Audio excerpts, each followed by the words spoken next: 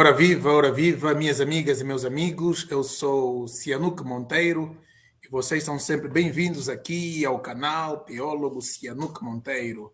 Como prometido é devido, hoje nós estamos aqui para uma super conversa, um bate-papo com um excelentíssimo professor da história da igreja, história do cristianismo e tenho a plena certeza que você vai sair daqui muito edificado.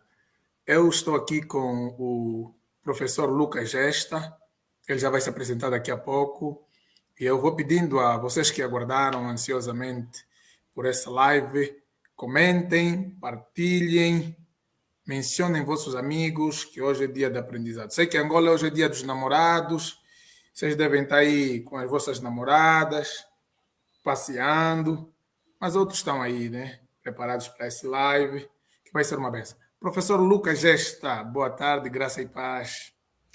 Boa tarde, Cianuque.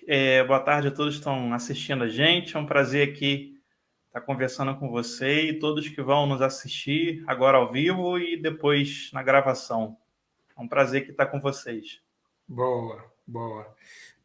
Eu que agradeço, o professor, por ter aceito o meu convite para estar aqui neste live do dia de hoje, porque eu me lembrei daquele texto da visão de Paulo, do homem que disse: passa para a Macedônia e nos ajude.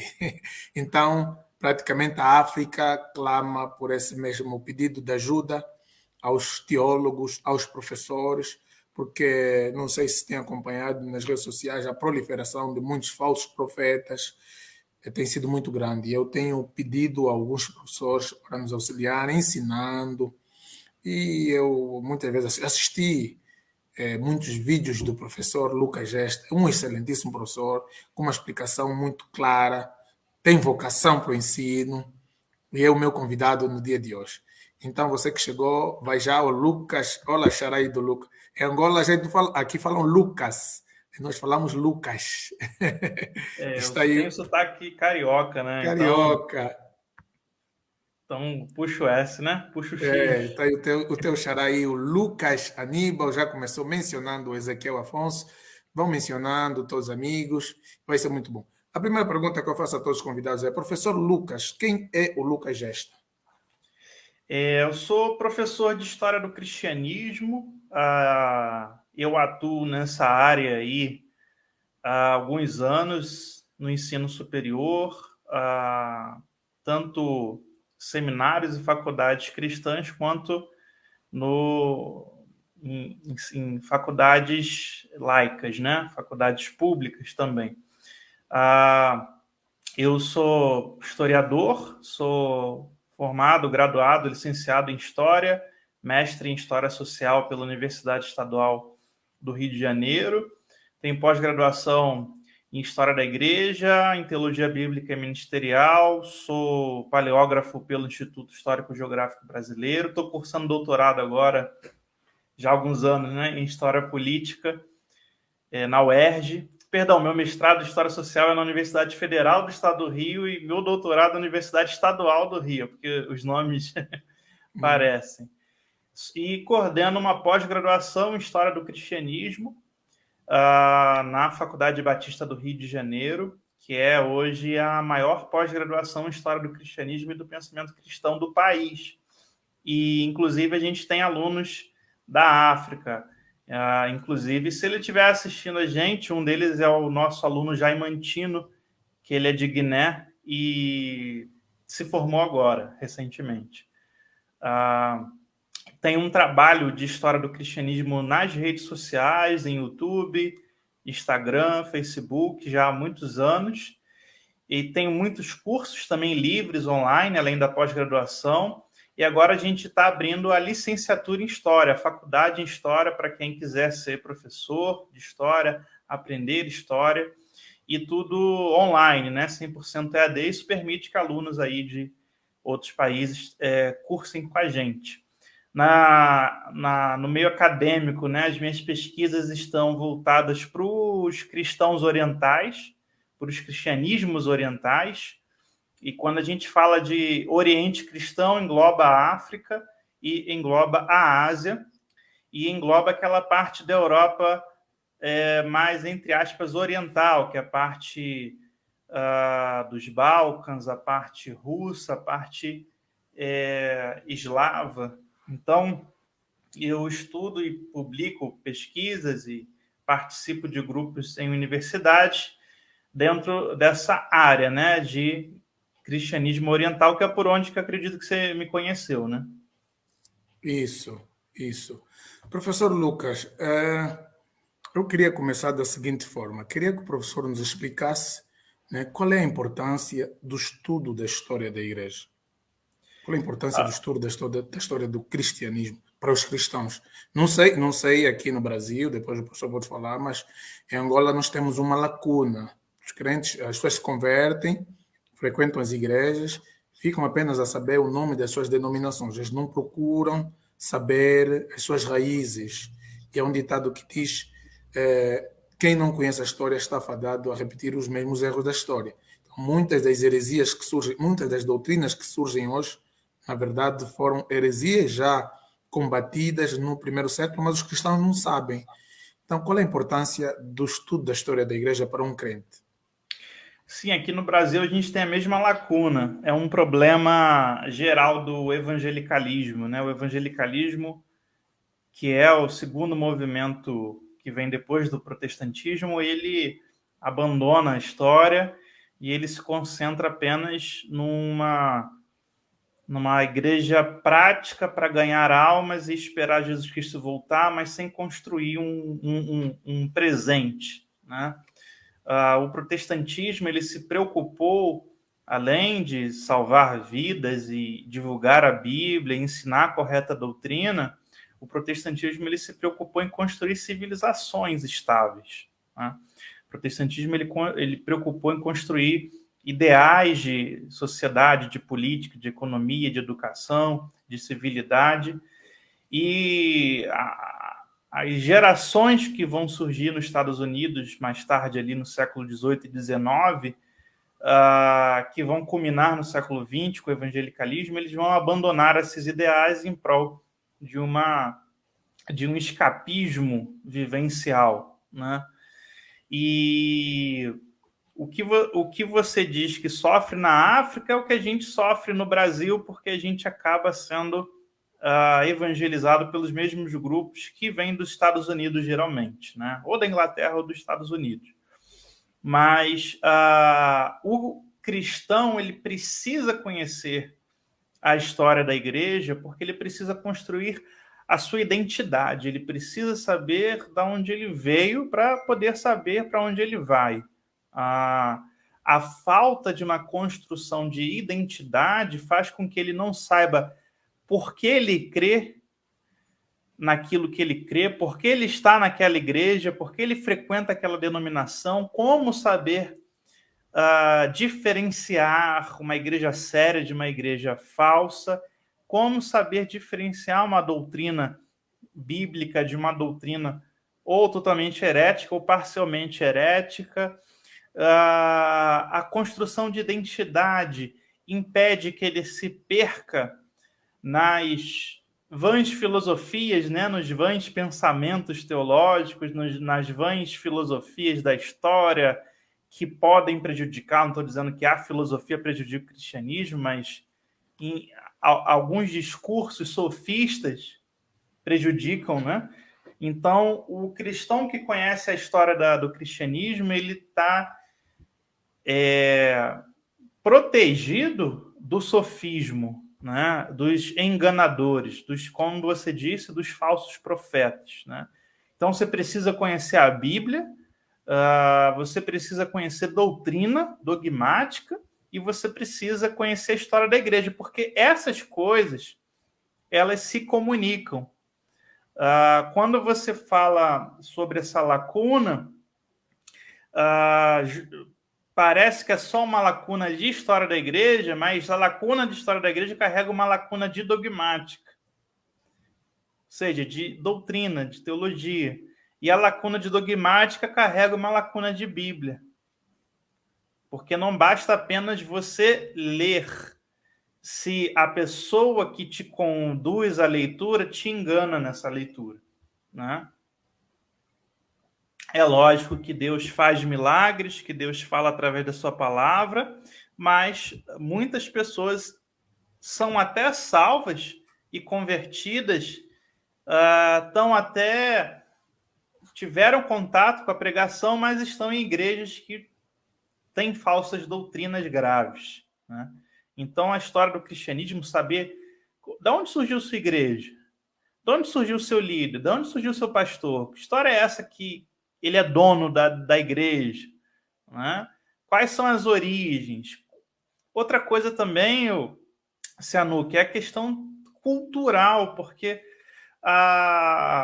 você precisa se sentir, e acho que isso é orgânico, isso é humano, antropológico, vale para o mundo inteiro. Você precisa se sentir fazendo parte de um povo. Você precisa se sentir fazendo parte de uma raiz.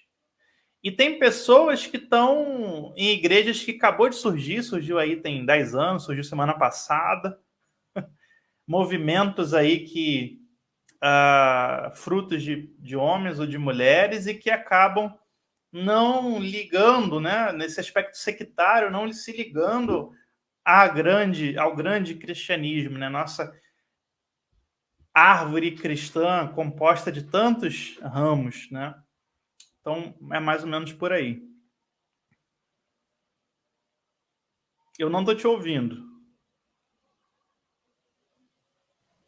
Boa, boa. Tinha desligado aqui o microfone. Voltou. Professor, uma outra questão que eu queria saber do senhor é: não tem notado que a história do cristianismo em África tem sido suprimida pela própria história, pela narrativa histórica do próprio cristianismo ocidental? Por exemplo, temos a figura de Agostinho. Quem imagina Agostinho, mesmo qualquer africano, quando ouve falar de Santo Agostinho, imagina um branco europeu. E eu estou fazendo uma pós-graduação em teologia histórica e fiz esse reparo ao coordenador, enviei-lhe uma mensagem que no programa demos história da teologia latino-americana, temos a história da reforma protestante da Europa e tal, mas não tivemos essa disciplina que fala da história da igreja ou do cristianismo em África, mas vimos que a África já foi o berço das grandes discussões, debates teológicos nos primeiros séculos. A que se deve isso? Sim, o que a gente precisa compreender é que o cristianismo, a nossa religião, ela é afroasiática mesmo, tá? Por quê? Jesus Cristo e seu movimento começam na Ásia, né? Começam na Palestina. Quando há o rompimento ali em Atos, a gente vê isso em Atos capítulo 6, entre os judeus helênicos e os judeus da terra, esses judeus helênicos eles vão parar na cidade de Antioquia, isso a gente vê até Atos capítulo 11, ali na cidade de Antioquia, o movimento de Jesus ele rompe com o judaísmo, e ali vai surgir a nossa religião cristã, ali surgem as bases iniciais do cristianismo. Então o cristianismo ele nasce na Ásia, Antioquia da Síria, porém ele nasce ligado diretamente com a África, porque havia as mesmas famílias que estavam presentes em Antioquia da Síria, muitas delas participavam do comércio que havia entre Alexandria, no Egito, entre Cirene, que está ali mais a oeste, uma triangulação com a cidade de Antioquia. Então havia uma circularidade de famílias ali, de judeus, de sírios, de africanos, que comercializavam não só no mar Mediterrâneo e nessa cidade, mas se ligavam com a igreja de Antioquia da Síria, que vão se converter nessa igreja. Então você vê o exemplo clássico de Marcos, né? Marcos, primo de Barnabé, em que a igreja do Egito, né, a igreja copta, ela tem a tradição que foi Marcos que fundou a igreja lá no Egito. Então, o cristianismo, ele mal surge, ele já surge nesse elo Ásia e África, né? Quando a gente pensa, por exemplo, em Apolo, que ele era, antes de se converter ao cristianismo, ele era o líder dos discípulos de João Batista ali em Alexandria, né? Ali entre o Egito e a Palestina. Então a gente vê que o cristianismo ele já nasce diretamente ligado entre a Ásia e a África. Lembrando, gente, que a família de Cristo, a Sagrada Família, foi para a África, né? Muita gente esquece isso. E se você chega no Egito, os cristãos coptas, inclusive, eles têm a tradição de por onde a Sagrada Família passou, né? José, Maria e o menino Jesus. E onde houve milagres e onde está registrada essa passagem, você tem igrejas construídas. Então, o cristianismo na África, ele não só é tão antigo quanto a própria fé cristã, como ele se constrói também na África, tá? Então, quando a gente falar de uma formação cristã inicial, é uma formação afroasiática, tá? Esse é o primeiro dado. Então, eu falei a Sagrada Família, mas se a gente for ler o livro de Atos, a gente já vê que lá no iniciozinho, ainda quando o cristianismo nem saiu da Palestina, ainda quando estava lá aquele grupo de judeus, um etíope, né, eunuco, ele era judeu, né, porque a comunidade judaica na Etiópia é antiquíssima, ele foi até Jerusalém cumprir as obrigações religiosas judaicas, ele se converteu a Cristo e foi batizado, e esse etíope um dia voltou, né? Obviamente, se ele foi lá para cumprir suas obrigações religiosas judaicas, se converteu a Cristo e voltou. Se ele voltou, já voltou pregando. Porque a gente observa que, além de Alexandria, no Egito, ter sido um grande polo de cristianismo mundial aí nos primeiros 1000 anos, a gente tem também a Etiópia, que foi a segunda nação ou a terceira nação do mundo a se tornar cristã, tá? Por volta ali, perdão, a Etiópia foi a segunda nação do mundo a se tornar cristã em 330. Então, e é muito interessante que nessa África leste, né, nesse eixo leste da África, a gente vai ter 3 grandes focos gigantescos de cristianismo na antiguidade. Então, Alexandria, a futura Etiópia, né, e a Núbia. A Núbia foi um reino cristão durante aí uns 800 anos. Inclusive, o último faraó vivo era um rei cristão, né? Isso que é interessante, porque os faraós reminiscentes, eles continuaram na Núbia durante séculos, e o último era cristão. A Núbia, ela só... A Etiópia é um país que foi um império cristão até o século XX, com Selassie, até antes do golpe que ele tomou e foi degradado, enfim, depois teve a Revolução Comunista, mas a Núbia, já alguns séculos antes, infelizmente, ela tinha sido varrida pelo Islã, o reinado cristão, mas até hoje você encontra toda... Assim como a gente tem a riqueza no Egito de pirâmides, aquela ideia toda de faraós, na Núbia a gente também tem essa riqueza arqueológica de pirâmides e uma riqueza também cristã na Núbia. Então, só desse lado leste, a gente já tem esses 3 grandes focos de cristianismo na antiguidade, tá? Então, é uma besteira, é um absurdo quem diz que o cristianismo chegou na África com os portugueses. Isso aí é uma loucura, uma ignorância, assim, absurda, né? É absurdo. E por outra, professor, desculpa lhe cortar. Nós temos em Angola e algumas partes da África indivíduos que reconhecem nossos antepassados que morreram há um século como ancestrais. Sabe que o africano fala muito da ancestralidade, e busca-se muito os egípcios, os etíopes, como exemplo, fala-se muito da unidade da própria cultura, unidade cultural africana, por exemplo, ao grupo que combate o cristianismo, vai considerar indivíduos que de um século como sendo ancestrais, mas não mas desconsidera essa história que não é de um século, é milenar, que o professor está aqui a falar. Estamos a falar aí praticamente da história do surgimento do cristianismo, 2000 anos de história. E me fez lembrar isso aí, que esses são também ancestrais africanos. Quer dizer que na ancestralidade africana nós também temos o cristianismo no berço das crenças dos africanos. Se você considera a ancestralidade 2000 anos atrás, eu também considero, então o cristianismo está na África há 2000 anos. Então é uma religião africana. Então, se você fala de religiões africanas, você obrigatoriamente tem que passar pelo cristianismo. Principalmente porque o cristianismo ele foi o sustentáculo do maior de todos os reinos africanos de todos os tempos, que foi a Etiópia, né? A Etiópia foi reino até agora, no século XX.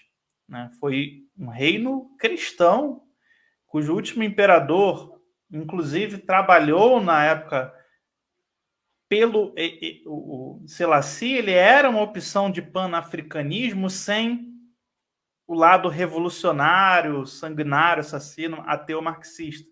Porque o Selassie era teólogo, era o imperador cristão ortodoxo. Então, o Selassie trabalhou também pela valorização do povo africano, foi à Jamaica, trabalhou toda essa questão, mas como um cristão, né? E você sempre precisa lembrar, porque até aqui no Brasil as pessoas dão curso de religiões africanas e não falam do cristianismo africano.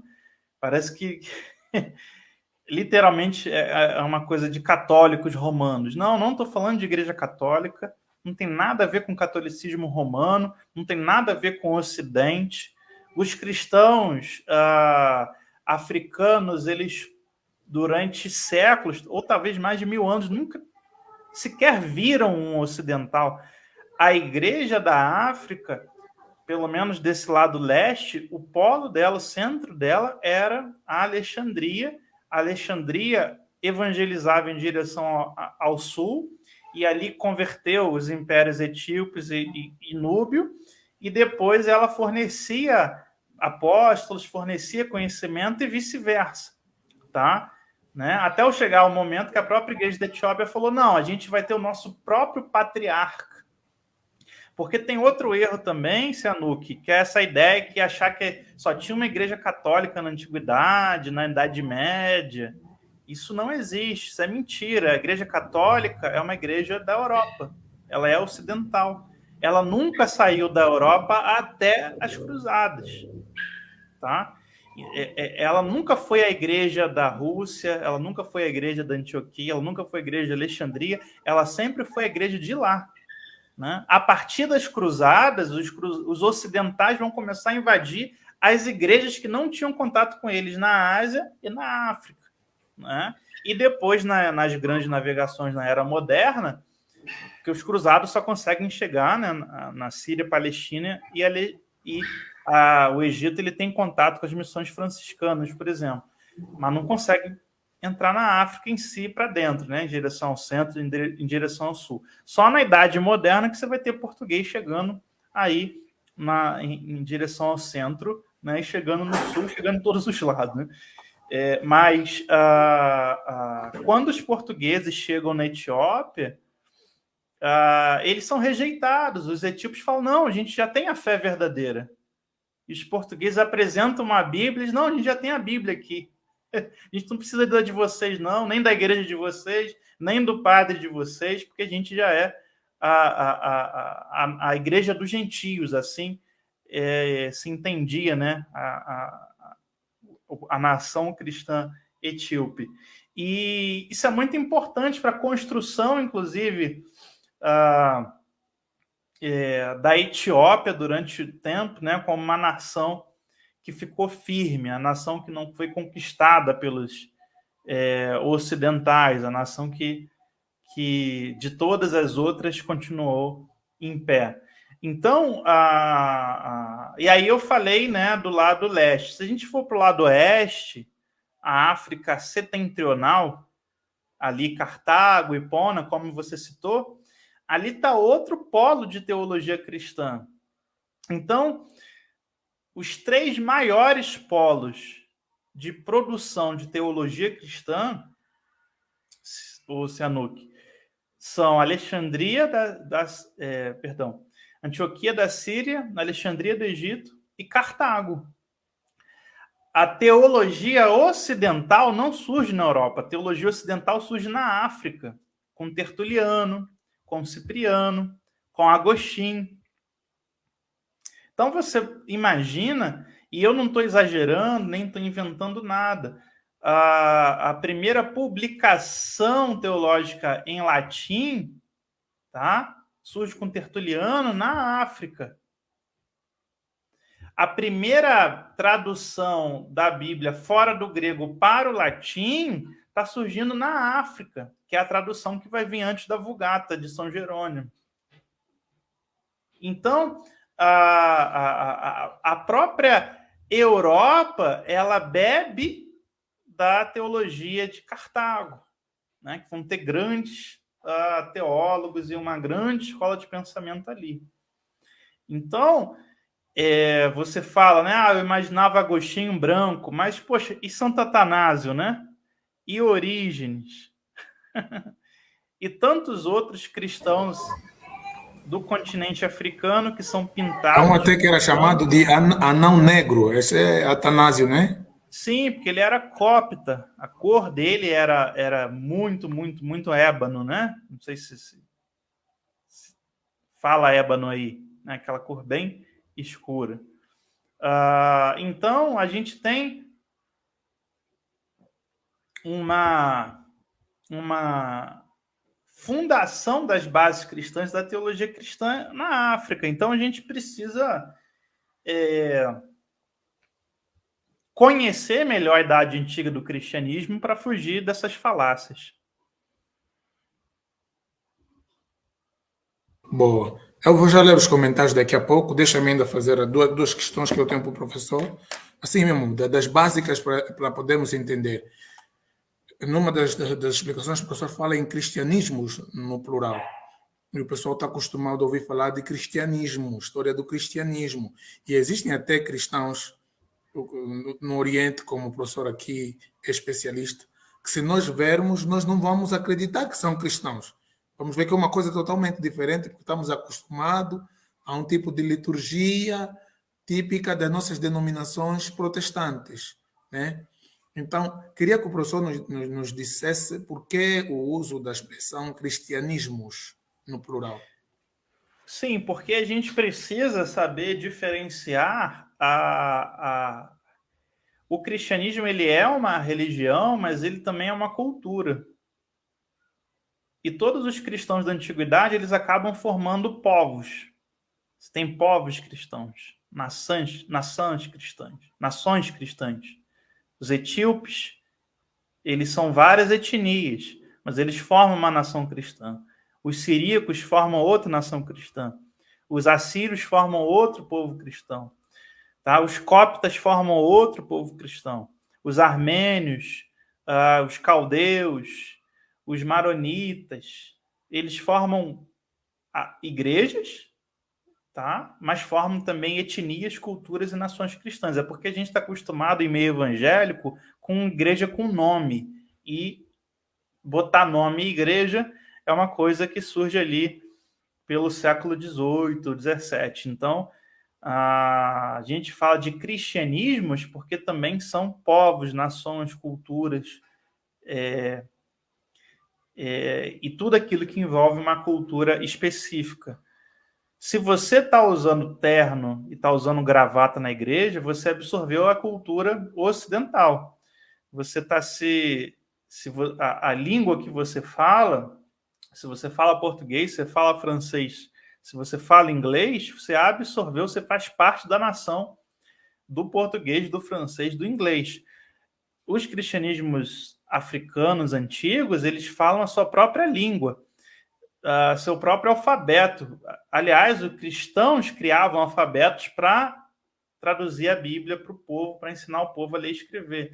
Então, essa própria, por exemplo, copta, é a igreja copta, é o povo copta e também é a língua copta, que seria aquela antiga língua egípcia que foi traduzida ou transliterada ou aglutinada para o grego, tá? Mas foneticamente é mais ou menos aquilo que os egípcios falavam lá na época dos faraós, em caracteres gregos. Onde é que você ouve alguém falando isso? Na pregação, na música cristã do Egito, né? Os etíopes falam o Ge'ez, e falam também, são os dois maiores idiomas de lá, que eu esqueci agora qual é o segundo.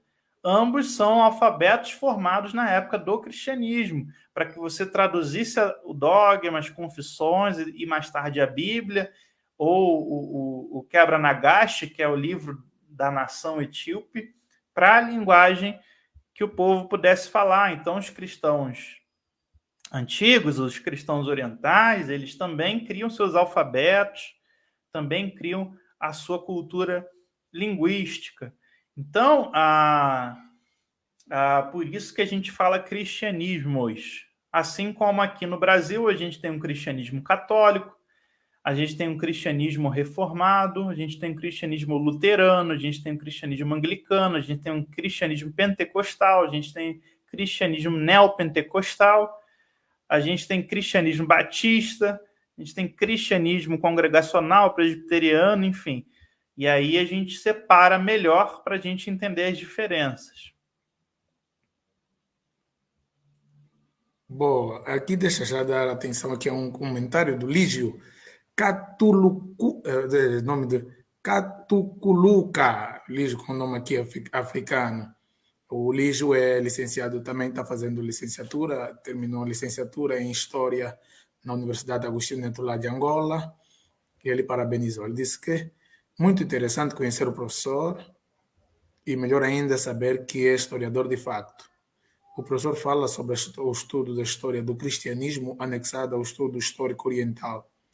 Pergunta: não será que esta associação da história do cristianismo africano ao Oriente propõe uma narrativa que nega uma maior identificação à caracterização do cristianismo em África, tal como foi na história do Egito Antigo, em que se falava de história da Antiguidade Oriental?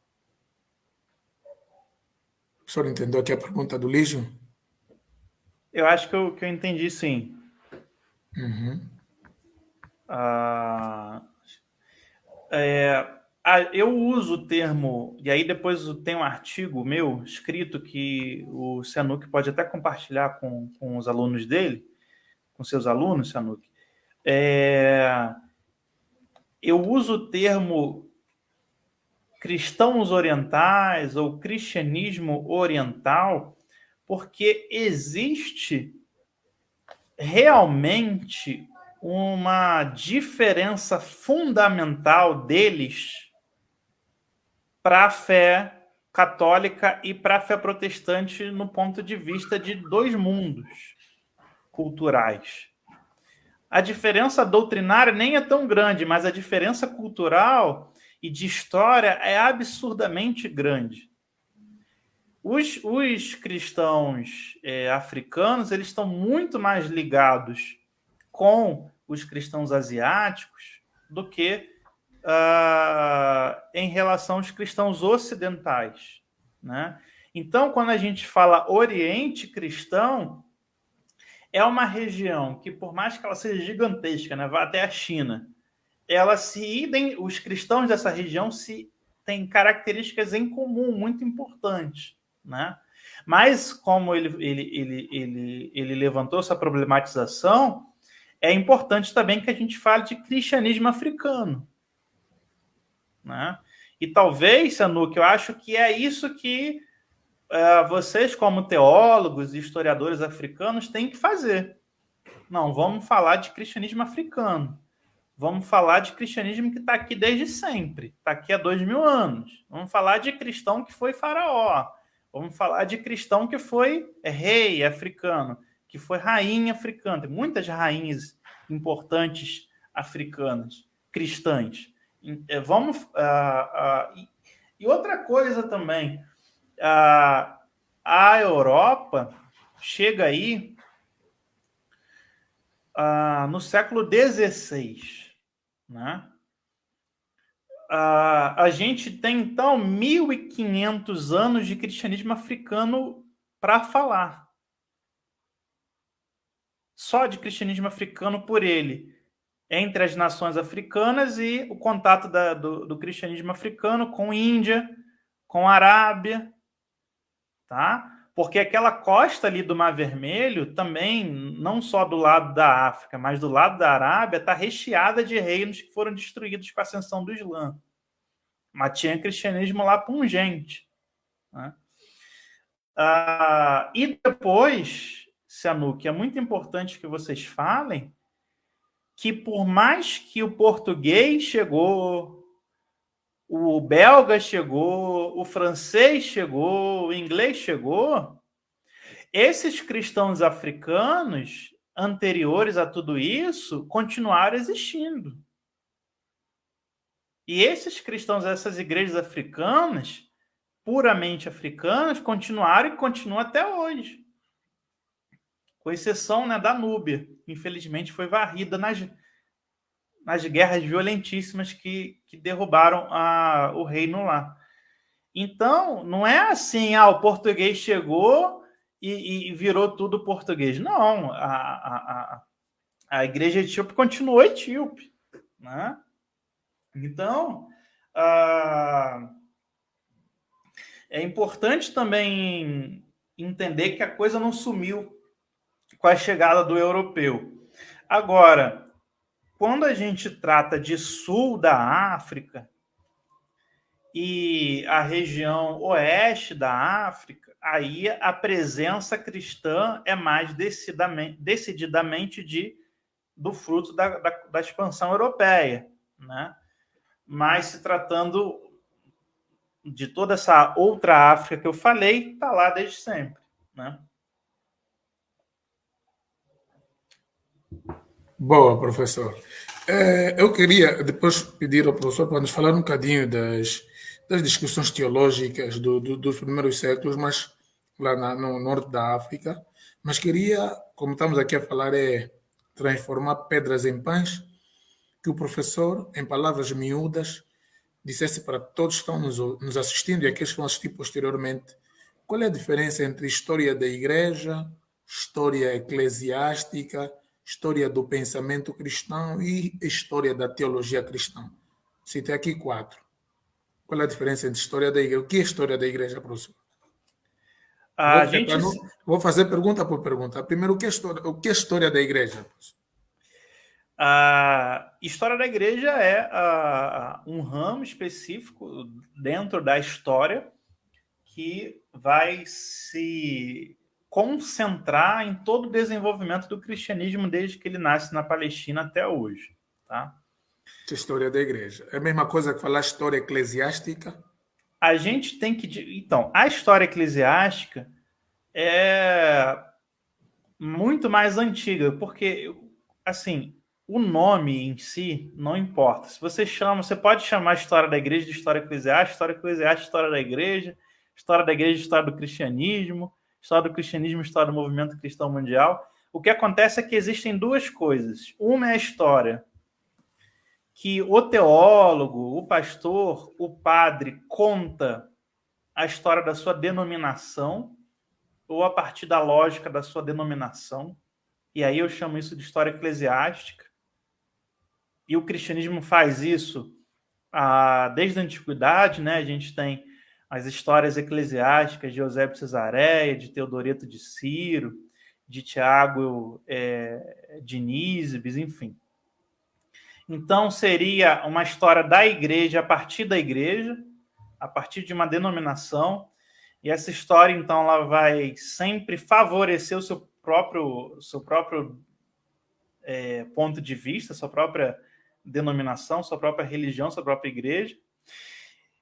Essa é a postura que eu chamo de história eclesiástica, e você tem a postura mais acadêmica, que se faz no meio universitário, no meio acadêmico, eu chamo de história da igreja, que você não está ali para defender uma denominação ou uma doutrina específica, você está ali para fazer uma pesquisa histórica, tá? Levantar uma problemática histórica com teoria, hipóteses, metodologia, que vai passar por uma banca, e isso você pode fazer numa monografia, numa dissertação, num artigo, numa tese de doutorado, numa pesquisa científica entre universidades, numa revista histórica, num grupo de pesquisa, e isso vai passar pelo crivo da cientificidade da história.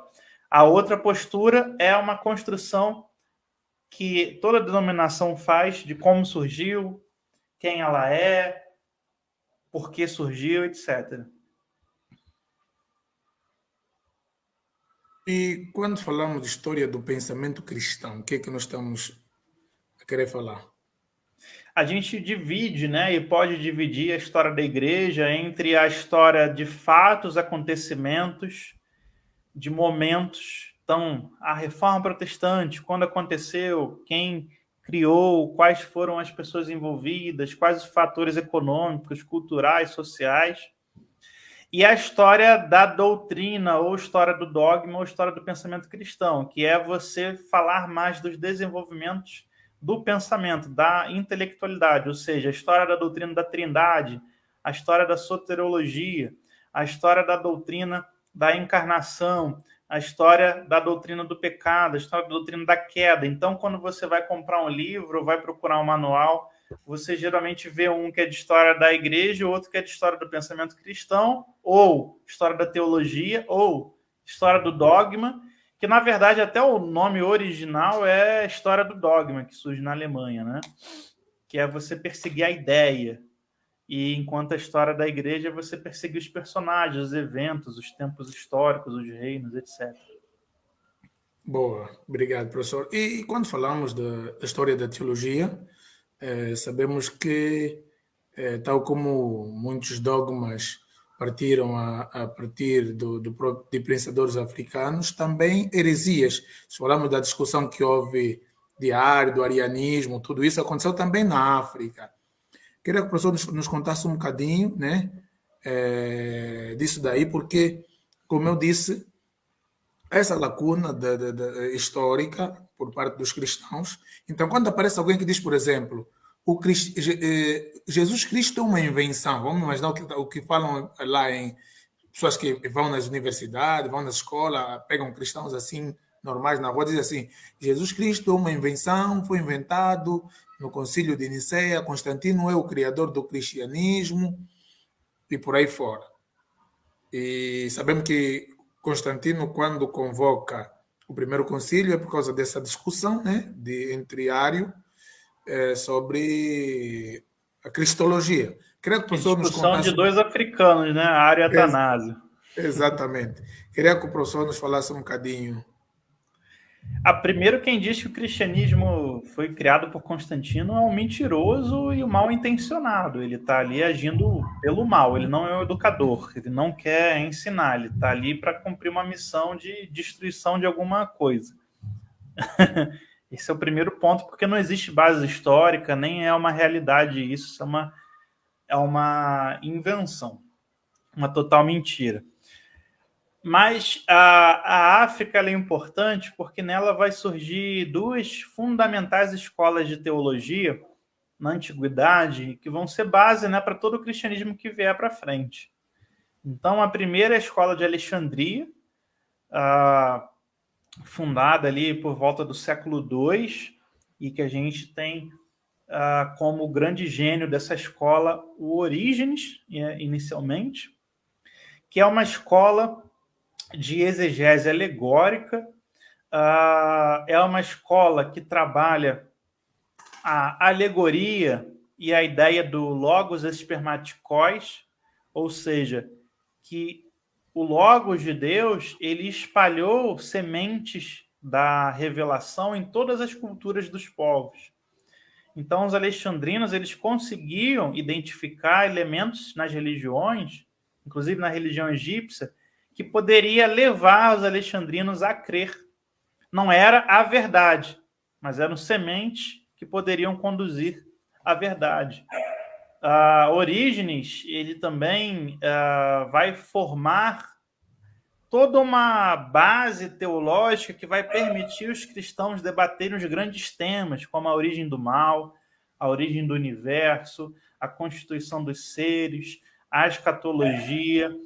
Orígenes e a escola africana de Alexandria, eles vão formar o que a gente pode dizer de um cristianismo mais intelectual, um cristianismo em diálogo profundo com a filosofia platônica, com a filosofia estoica e com as filosofias e religiões que conviviam e conversavam em Alexandria.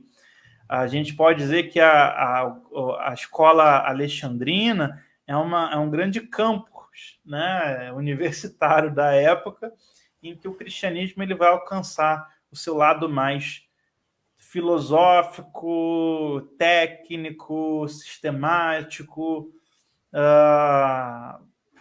enfim, em diálogo, né, com o melhor que havia na época de pensamento do mar Mediterrâneo.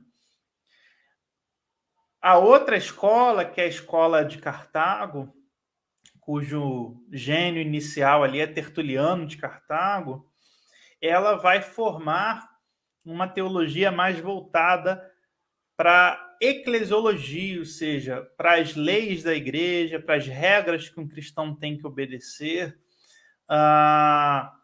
para a ideia, né, de execução penal da salvação. Então, a ideia de que você precisa pagar o pecado que você cometeu. É uma leitura, é uma exegese bíblica, mas a gente chama de legalista, não no sentido de hipócrita, mas legalista no sentido de observar na Bíblia um conjunto de leis.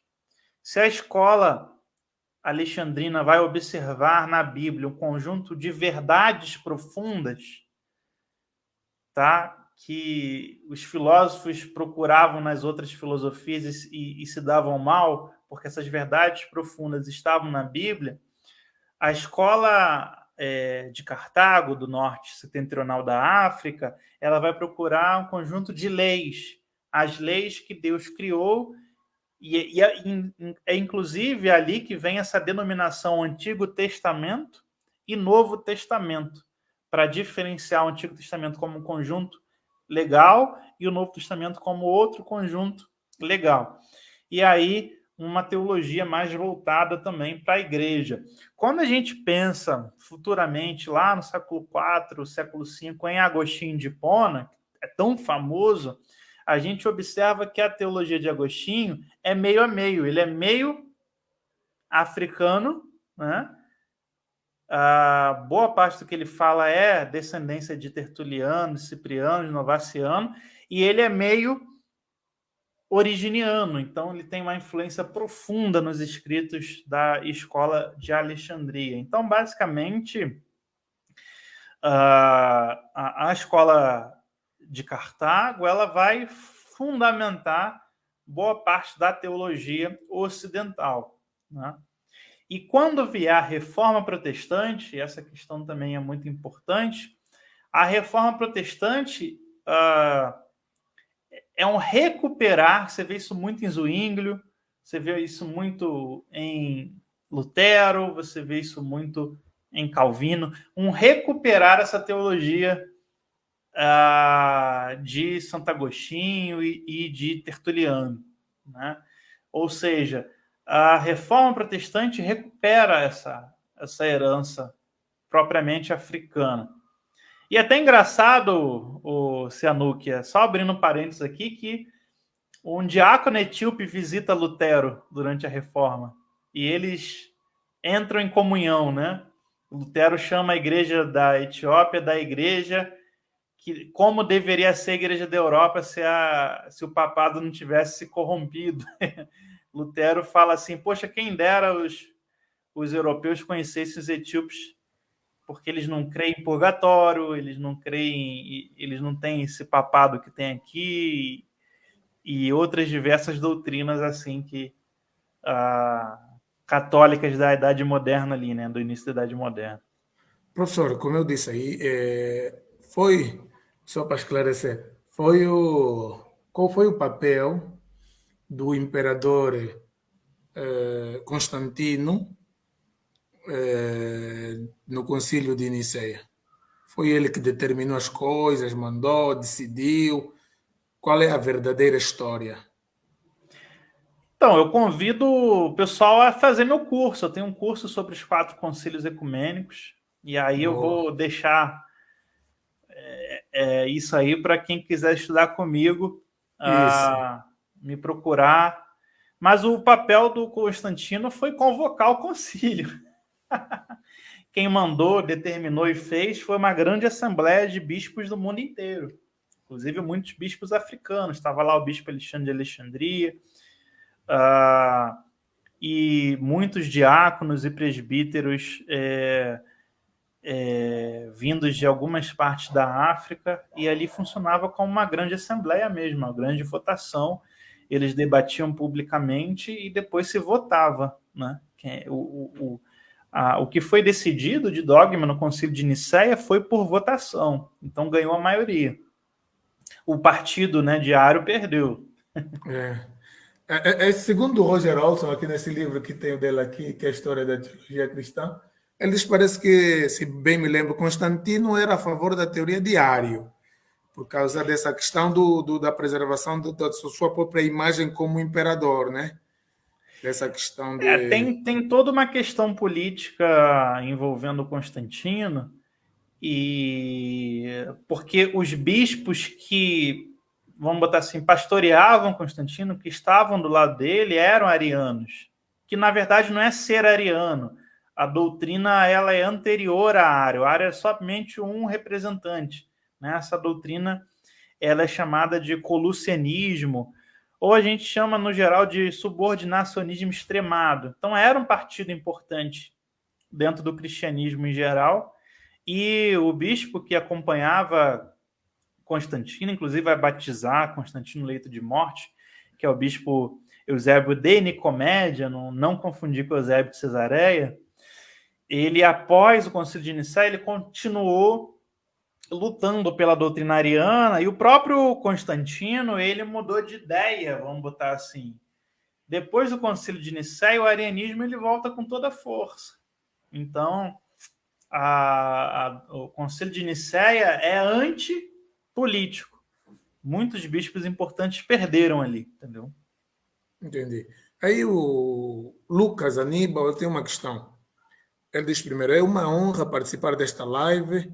A minha questão é a seguinte: com a expansão do islamismo no século VII, toda esta riqueza cultural do cristianismo em África foi desaparecendo até a chegada dos europeus?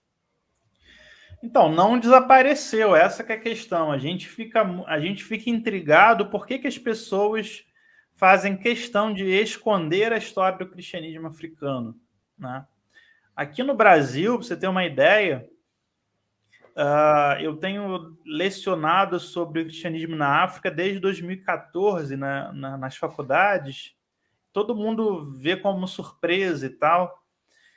Só que as pessoas só descobriram que tinha um cristão na África que é realmente africano, não ocidentalizado, quando teve aquele martírio dos cristãos. Se eu não me engano, foi na Jordânia. Naquela praia, lembra que o Estado Islâmico matou acho que 22 cristãos coptas? Lembra disso? Lembro, esqueci o nome. Tem o vídeo aí. E foi aí que o pessoal falou: ah, tem cristão lá? Então, o que acontece? O Islã, ele ajudou a Talvez enfraquecer seja os... como essa questão mesmo dos coptas, por exemplo, no Egito, são uma minoria em relação aos muçulmanos. Sim, os coptas são uma minoria. É lógico que os muçulmanos sempre, nas estatísticas, forçam essa minoria, né? Para ser menor do que ela é realmente. Porque se você falar de minoria copta, ou falar de cristãos etíopes, a gente está falando de uma quantia de 20, 30, 40 milhões. Opa,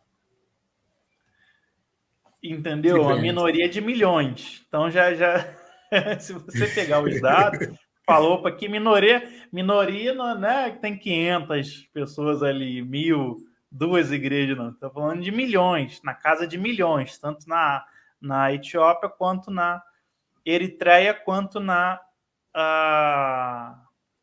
Egito. Né? Você está falando da casa de milhões de cristãos autóctones originais.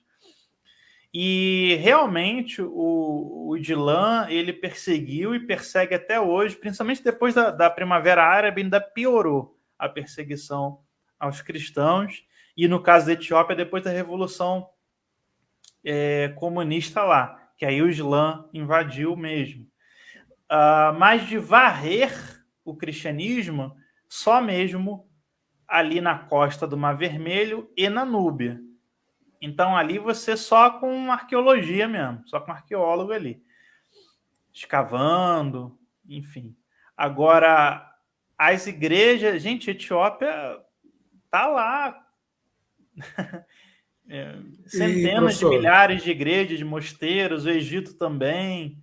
e eles Então, levam tão sério a fé em Jesus, estão dispostos a sofrer o martírio como os mártires no primeiro século, muito diferente dessas brincadeiras que aqui você vê nos movimentos neopentecostais, nesses movimentos proféticos atuais.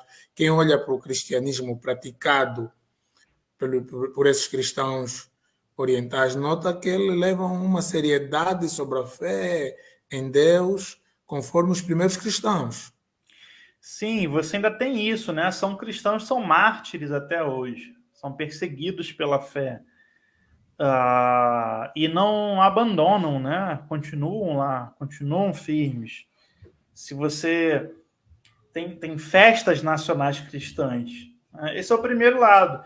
O outro lado também que é importante falar é que nem sempre foi guerra entre Islã e cristãos na África. No Egito, há uma convivência muito boa. Por exemplo, o mosteiro do Sinai, Santa Catarina do Sinai, quem faz a guarda são muçulmanos, né?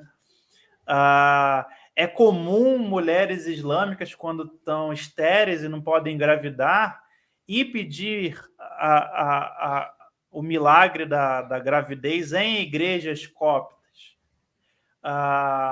Há um registro inteiro de história eclesiástica cópita que é muito interessante, que quando os muçulmanos, porque os muçulmanos creem em gênios do mal, né? A gente chama de demônios, eles têm um nome específico em árabe para esses gênios do mal. Gina. É Dina? Isso.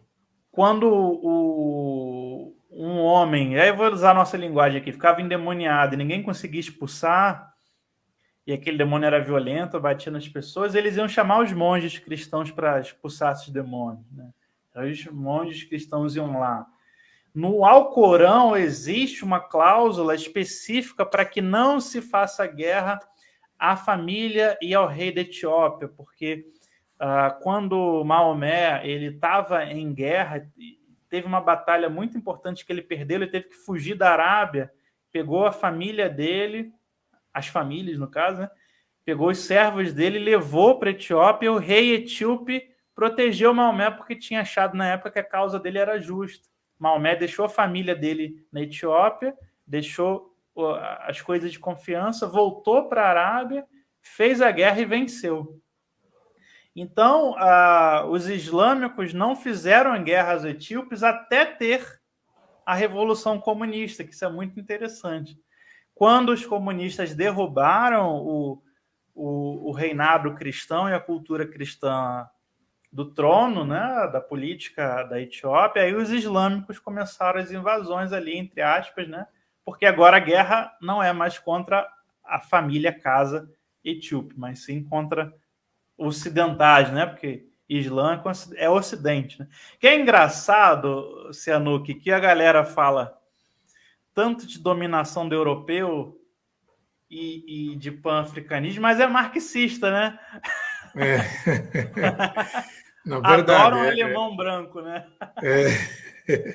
E quando Mas se assim, deu. só para concluir aqui, a, a, a, a convivência ainda é muito forte. Recentemente, durante a pandemia, teve um atentado numa igreja no centro, não lembro agora qual cidade do Egito, um atentado contra uma igreja cristã, e vários muçulmanos foram lá fazer um cordão humano em volta da igreja para proteger. Tá? Quer dizer que a própria cultura, a unidade cultural chega a ser superior, chega a suplantar Para você ter essas uma ideia, divergências de doutrinas. no Egito, durante o Ramadã, em que o muçulmano precisa ficar em jejum, e às vezes eles desfalecem, né? Tem uma tradição dos cristãos alimentarem porque os cristãos podem comer e podem também fazer comida e tal. Alimentarem, ajudarem, até chamarem os muçulmanos. Então, existem os dois lados. Grupos que perseguem os cristãos e histórias de perseguição, e o lado da história da convergência cultural. Porque Essa com o pergunta passar que dos acho que o séculos, os Nelson, povos vão se respeitando, se amalgamando. Tá dando para entender? acho que o Nelson Ambris não prestou muita atenção e o professor falou isso. Quer dizer, em África, onde fica situada a primeira igreja cristã? Em Alexandria, mas a gente não tem. Eles têm a tradição, né? Que você vai ouvi-los falar, não, isso aqui foi a primeira igreja construída. Agora eu só não sei te dizer. Mas é em Alexandria. Alexandria. Lígio pergunta de que maneira podemos compreender o cristianismo pré e pós-Constantino, que marcas de Constantino podemos atribuir ao cristianismo. Eu vou convidar o Lígio a esquecer um pouco esse negócio de Constantino. Existe um vício do povo com Constantino, uma supervalorização da história de Constantino. Porque, assim, Constantino, ele não transformou o Império Romano em cristão. Constantino, ele foi até a morte imperador de todas as religiões. O Império Romano só se torna cristão com Teodósio em 380. Tanto é que Constantino só batizou-se antes da morte. Sim, porque ele não poderia praticar o sacrilégio, né, de participar de cerimônias religiosas de outros povos sendo batizado. Então, ele, antes de Constantino, de Teodósio, dessa galera toda, o cristianismo armênio, né? A Armênia foi a primeira nação a se tornar cristã no mundo. A Etiópia foi a segunda nação a se tornar cristã no mundo. A Geórgia, que é a vizinha armênia, foi a terceira nação a se tornar cristã no mundo. Então, a Armênia em 301, Etiópia em 330, Geórgia em 337. Então, o que está acontecendo no século IV, e aí a pergunta não é pré ou pós-Constantino, é pré e pós-século IV. No século IV, o cristianismo ele começa a crescer tanto que reis e imperadores se convertem e ele começa a se amalgamar com a estrutura política de grandes reinados e nações. Então, o que vai acontecer no século IV, a marca, é que se antes você só tinha cristãos que queriam mesmo a fé, queriam mesmo, né, se converter, queriam mesmo aquilo porque poderiam morrer, a partir do século IV, e o cristianismo vai se tornando religião oficial, as pessoas vão se aproximar do cristianismo porque algumas vão continuar se convertendo, aliás, algumas não, muitas, milhares vão se converter porque realmente quiseram a fé, e outras porque há uma benesse em se tornar cristão, né? E outras porque são filhos de cristãos, são netos de cristãos, que é o que acontece hoje, né, Sihanouk? No nosso meio. Eu sou bisneto de cristãos, né? Meus primos, meus tios, minha mãe, meu pai, meus avós, todos nasceram na igreja. Todos são cristãos de nascença, Agora, quem se converteu, quem não se converteu, aí é pessoal. Boa, professor, chegamos praticamente na reta final do nosso live e eu sei que essa é a primeira de muitas lives que o professor vai participar, porque os angolanos precisam de si. E eu vou levantar a seguinte questão. Já sei que a resposta é uma. Fazer o curso com o professor Lucas Gesta. A pergunta é: o que os meus irmãos angolanos, o que nós podemos fazer, o que as pessoas podem fazer para se tornar assim um conhecedor profundo da história do cristianismo ou dos cristianismos, como é o professor Lucas Gesta? Que livros indicaria para quem quer começar a estudar a história da igreja, assim como o professor? Então, eu tenho no meu canal do YouTube um roteiro, Oceanuc, de livros de história da igreja, de história do pensamento cristão, além também de diversas aulas.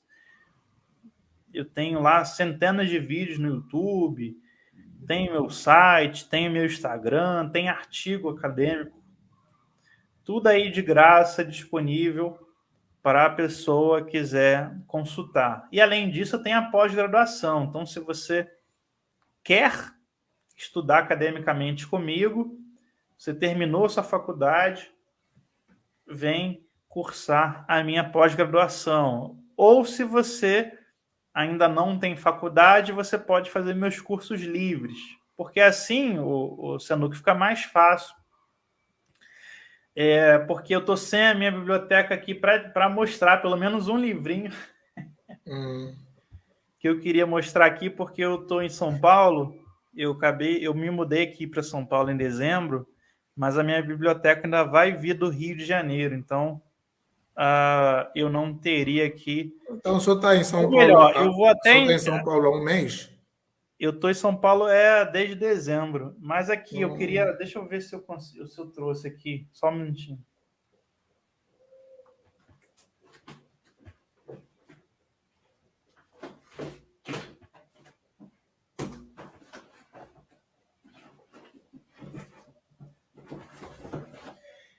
Especificamente cristianismo, para entender o cristianismo na África, eu recomendo essa série aqui. Boa. Que é a História do Movimento Cristão Mundial, volume 1 e volume 2 da editora Paulus. Que esse aqui você vai encontrar muito sobre o cristianismo africano. E isso também está indicado lá no meu YouTube, tá? Você pode ir lá. Eu não sei como é que fica a questão do frete aí para a África, né? E eu acho também que está esgotado, mas vai que vocês encontram aí. Mas isso aí é um Eu livro assim bem bom. coloquei o link para quem quiser seguir o canal do professor Lucas. Está aí o link no comentário. Só clicar no link vai levar no canal do professor lá no YouTube. E o Instagram. Gente, Instagram para mim eu respondo mais rapidamente. Facebook é muito difícil entrar, porque eu tô com um problema no meu Facebook já há mais de um ano, que eu não consigo conectar ele no meu computador. Mas se você me escrever no Instagram, por mensagem, vai ser mais fácil. E entrar no meu Instagram, lá tem o link com meus artigos, com as posts, com os cursos. Tá tudo lá no link só. Que bom. Professor Lucas Gesta, muito obrigado pela sua amabilidade em responder o meu convite. Espero que esteja aqui mais vezes. Eu também espero aprender muito com o senhor. Ser uma biblioteca viva e ambulante. Espero um dia também ter a possibilidade de levar o senhor para Angola e que Deus possa nos abençoar. Muito obrigado. Eu que agradeço a oportunidade, o convite e todos os amigos que comentaram aí. Muito obrigado, gente. Deus abençoe aí o seu trabalho, Senuc. Continue te capacitando, fazendo crescer aí. E fico à disposição aí dos próximos convites. Quem sabe um dia ao vivo aí presencialmente. Exatamente. Em Angola. Isso, aqui está o Lígio, Nelson Ambris, o Daniel Alexandre Damião, Lucas Aníbal, Eurico Mário, Atuni Miguel, o Daniel Alexandre Damião, já falei do Daniel, e a todos vocês que nos acompanharam e vocês que vão assistir posteriormente, depois deste passeio do Dia dos Namorados, Deus rico e poderosamente vos abençoe. Deixa eu ler aqui as últimas mensagens. Chegou aqui o pastor Mário Adalta, chegou já tarde, vai assistir o live depois da gente sair. O Lígio diz, pastor Cianuque Monteiro, poderia depois deixar no Instagram do professor. Deixa, eu vou lhe mandar o link do Instagram do professor. Para o Lígio. Lígio, Professor você Lucas precisa Gesta fazer. também. Desculpa te interromper. É professor Lucas Gesta. Instagram, YouTube, tudo professor Lucas Gesta. Lígio, faça o curso com o professor. O Lígio, não sei se ele acho que já não se considera cristão, penso. Ele também fica assim a tentar me baralhar, mas acho que já não. Mas ele era crente e decidiu abraçar aí os afrocratas, o panafricanismo, o afrocentrismo. E esse contato com o professor Lucas Gesto vai fazer também muito bem. Professor, não sei se acontece também aqui no Brasil, quando os jovens, por causa do estudo da história, da filosofia, vão se tornando ateus ou agnósticos. Acontece com muitos cristãos aqui, né? Mas o problema não é estudar a história, porque a própria história como ciência, como disciplina, foi criada pelos cristãos, né? Em universidades protestantes, inclusive. Droysen, os grandes historiadores, né? Uma parte era protestante, né? E outra parte era francesa. Então, os pais da história, sociologia, Max Weber, Michel de Certeau, né? É um cristão. Então, o problema não é a história ou a filosofia. O problema são professores que não estão ali para ensinar a história. Eles estão ali para passar uma visão ideológica, política, para fazer convertidos de uma religião política. Então, quem quiser também se aprofundar na questão de história política, pega Girardet e pega outros. Então, você na história da historiografia, você tem vários historiadores cristãos. Hoje você continua tendo vários historiadores importantes cristãos. Então, o problema é o professor entrar numa sala universitária, na faculdade, para ficar fazendo prosélitos para a sua religião política, né? E aí o aluno que não conhece, ele acaba sendo cooptado pelos movimentos, né? Então, a gente sempre precisa... A gente não pode culpar a disciplina. O problema não é a história, o problema não é a filosofia, não é a antropologia, não é a sociologia. O problema é o professor que está lá, que não quer transmitir um conhecimento da disciplina, um conhecimento da metodologia, um conhecimento da teoria. Ele quer fazer religiosos, né? Isso no caso, por exemplo, do Brasil. No caso dos países africanos, é No também em Brasil é parte muito. isso. Nos países africanos, professor Lucas, é em parte isso, em outras partes, o que eu próprio analisei é que, sabe, quando você estuda a história, você praticamente revive essas questões históricas. E quando você estuda, por exemplo, a forma como eram sequestrados, como eram traficados os africanos, embora a história da própria escravidão desde a antiguidade, e muitos povos foram escravizados, mas quando se estuda, por exemplo, o tráfico de africanos para as Américas, eu sinto que há assim uma espécie de revolta. Depois estuda-se sobre o padroado, né? Essa aliança que a própria Igreja Católica Apostólica Romana tinha com os Estados, no sentido de construírem os templos e por aí fora. Eu penso que cria no africano uma revolta. Eles perguntam, mas então, onde esteve Deus? Onde está Deus que presenciou tudo isso? Dos nossos pais que foram, uns só foram jogados no mar, outros foram vendidos, eram considerados mercadoria. Eu penso que as pessoas entram em conflito quando entram em contato com a historicidade. E Não, tem vivenciado. é um. Porque assim, a gente você está em Angola e o Brasil houve a mesma coisa, né? No caso, o tráfico de escravos, a extermínio indígena, essas feridas históricas, que é muito interessante, que aqui na África você tem essa rejeição, que a gente pode colocar assim, um ódio, mas se você pegar Estados Unidos, você já tem os cristãos negros criando o seu próprio cristianismo lá, criando o gospel, não se ressentindo, se absorvendo e depois conquistando, né? Porque a cultura negra lá depois Isso, vai conquistar a cultura branca.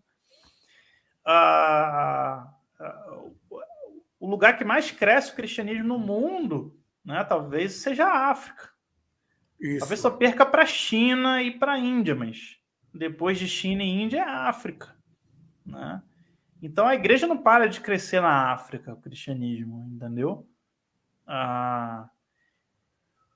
Essa rejeição ela é mais em ambiente acadêmico ou filosófico do que no povo.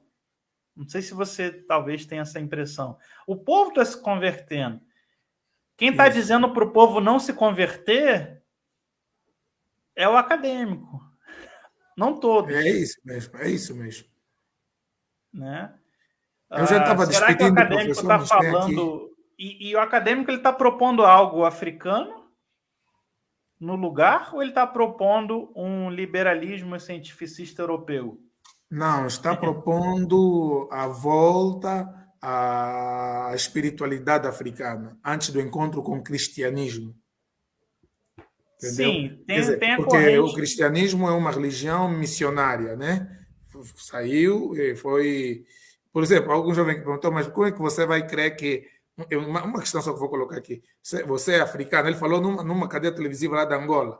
Falou, então, mas você é angolano, você é africano, você vai crer que alguém morreu na Palestina para te salvar você aqui? Salvar de quê? Por exemplo, porque na mente dele as questões são geográficas. Se Jesus morreu por uma questão política e religiosa lá da Palestina. Você tem que crer naqueles mártires africanos que lutaram para a tua libertação e morreram por você aqui. Mais ou menos assim.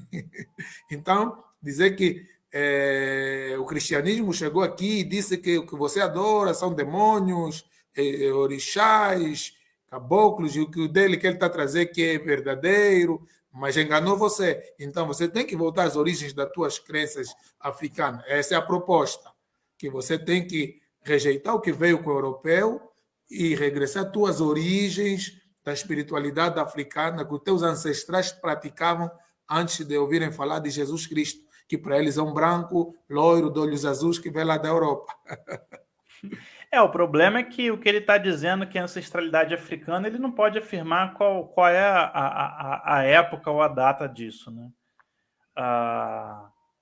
Porque é sempre aquilo.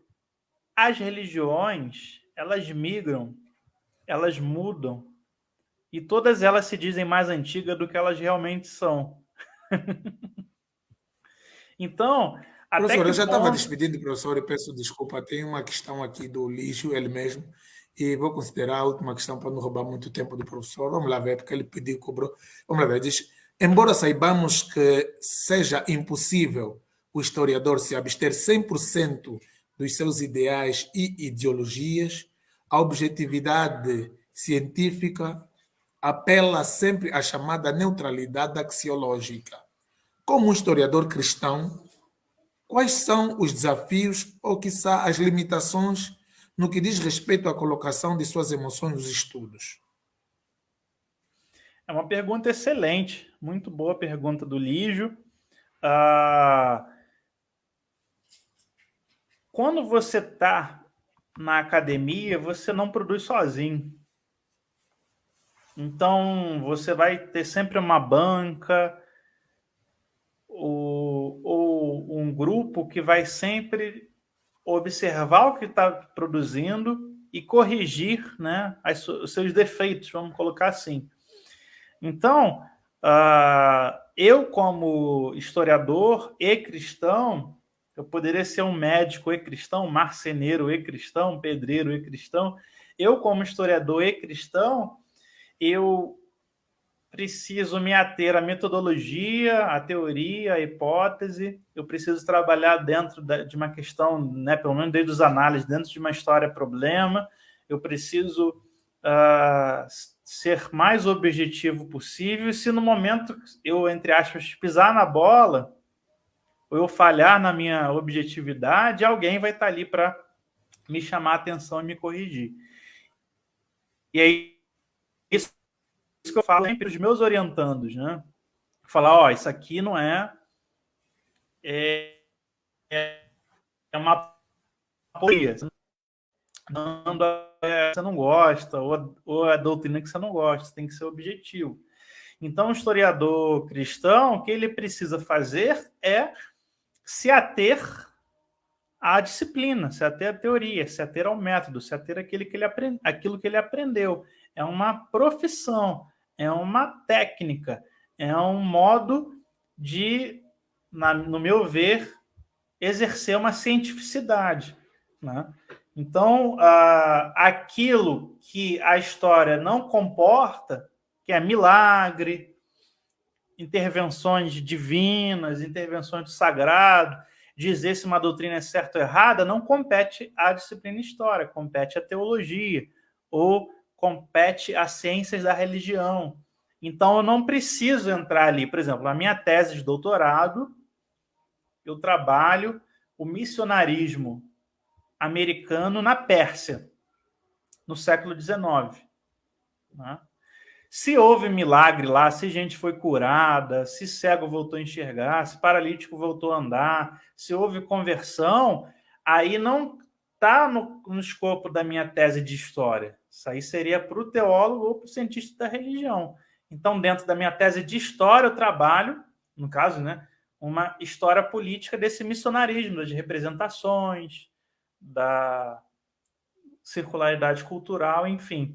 Então, é ser técnico, é ser como um matemático, é ser como um mecânico, é ser como um programador de software, é se ater ao seu método. Né? Boa, boa. Professor Lucas Gesta, muito obrigado. Deus continue lhe abençoando. Obrigado. Você ganhou mais um, não só um inscrito, mas um admirador, um seguidor. Obrigado. Deus abençoe a você, seu lar, e contamos consigo nas próximas vezes. Amém. Obrigado aí, Deus abençoe a todos e obrigado pelas perguntas. E a gente se encontra aí na internet. Deus abençoe. Amém. A todos vocês que nos acompanharam, Deus abençoe. Estaremos juntos no próximo live.